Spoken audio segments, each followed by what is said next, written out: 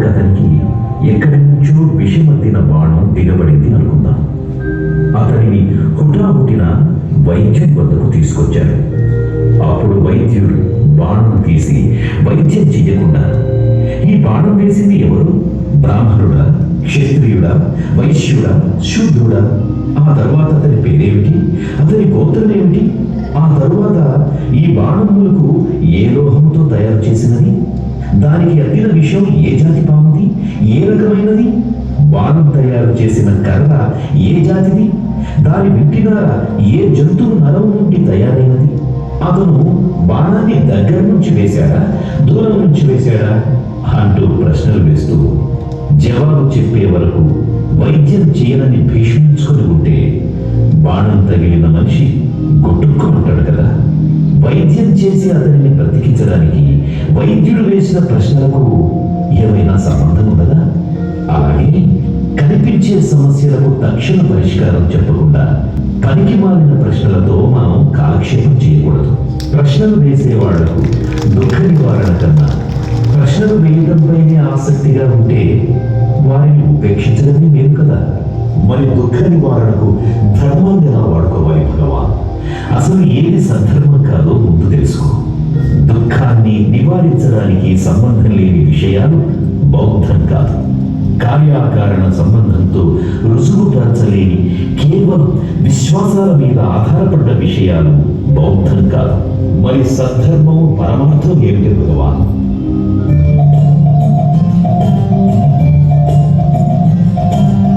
ధార్మిక జీవనం గడపడం ప్రజలను మోసగించడానికో, మాటలతో మాయ చేయడానికో కాదు, లాభ సత్కారాల కోసం కాదు, కీర్తి ప్రతిష్టల కోసం కాదు, వాద సంవాదాలు నిరపడానికి కాదు, ప్రజలు తమ గురించి గొప్పగా చెప్పుకోవడానికి కాదు. ఇందుకు మారుగా ధార్మిక జీవనం సంయమనం కోసం, త్యాగం కోసం, విరాగం కోసం, దుఃఖ నిరోధం కోసం కొనసాగించాలి బోధిసత్వ. ఎవరు కార్యాకారణ సంబంధ సూత్రాన్ని గ్రహిస్తారో వారు ధర్మాన్ని గ్రహిస్తారు. ఎవరు ధర్మాన్ని తెలుసుకుంటారో వారు కార్యాకారణ సూత్రాన్ని తెలుసుకుంటారు. నేను గతంలోనూ ఇప్పుడు ఎప్పుడు దుఃఖం గురించి, దుఃఖ నివారణ గురించి చెబుతాను. మహాసముద్రంలో ఎక్కడైనా ఉప్పు ఒకే రుచి కలిగి ఉన్నట్టు ఈ ధర్మం కూడా ఒకే రుచి కలిగి ఉంటుంది. అదే విముక్తి రుచి.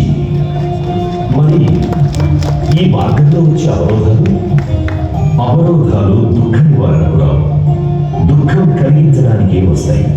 దుఃఖం యొక్క విశ్వరూపం తెలిసాక అవమానాలు, నిందలు, భౌతిక దాడులు, హత్యలు ఇవన్నీ సత్యదర్శనాన్ని తాత్కాలికంగా మూసివేసే మబ్బుతులుకను.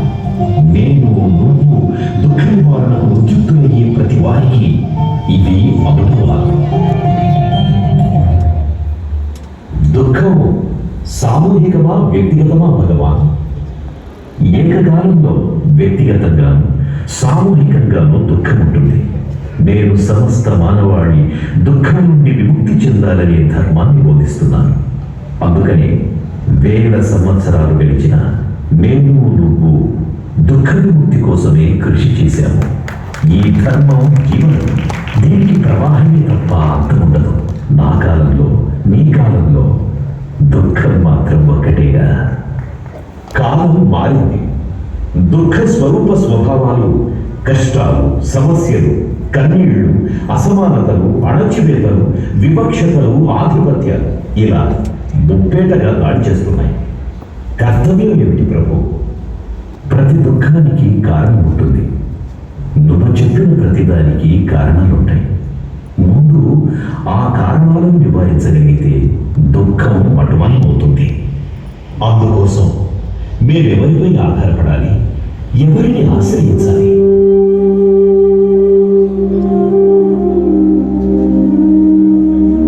మీరు మీపైనే ఆధారపడండి. మిమ్మల్ని మీరే ఆశ్రయించండి. వేరెవరిని ఆశ్రయించవద్దు. ధర్మాన్ని ఆశ్రయించండి. మరి దేనిని ఆశ్రయించకండి. స్వానుభవాన్ని అవగతం చేసుకోండి. మీకు మీరే దీపాలు, మీకు మీరే యజమానులు. ఎవరో వచ్చేవారు లేరు, ఎవరో చేసేవారు లేరు. ఇదే మీకు నేను అందించే అంతిమ సందేశం. సర్వేశం. బుద్ధం శరణం గచ్ఛామి, ధమ్మం శరణం గచ్ఛామి, సంఘం శరణం గచ్ఛామి. శరణం గచ్ఛామి, ధమ్మం శరణం గచ్ఛామి, సంఘం శరణం గచ్ఛామి. ఓ, ఎంతసేపు అయింది నువ్వు వచ్చి? ఇప్పుడు రావడం ఏమిటి? మొదటి నుంచి నీతోనే ఉన్నాను. ఏమిటి ముఖమంతా దేదీప్యమానంగా వెలిగిపోతుంది?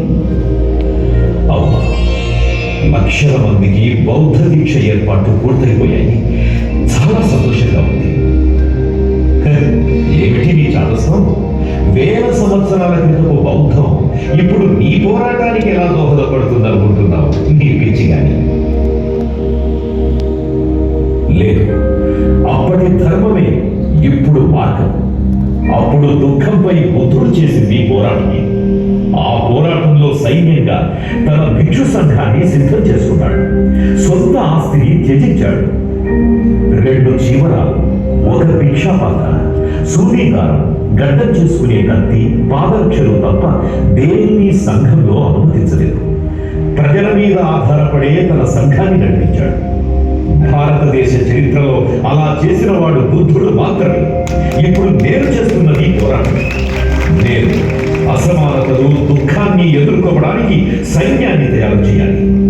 ఆ సైన్యానికి ఆయుధం అష్టాంగ మార్గమే. దాని సాధన కోసం దేవుణ్ణి నిరాకరించాలి, ఆత్మను నిరాకరించాలి, స్వర్గ నరకాలను నిరాకరించాలి, పునర్జన్మలను నిరాకరించాలి. ఎవరి మీద ఆధారపడకుండా, ఏ మత విశ్వాసాల మీద ఆధారపడకుండా అనుభవాన్ని ఆసరా చేసుకుని దుఃఖాన్ని గెలిచే మహా సైన్యాన్ని నిర్మించడమే నా నవయానం లక్ష్యం. Any doubts about Buddha and Dhamma? No. No, Mr. Ambedkar. Wish you best of luck.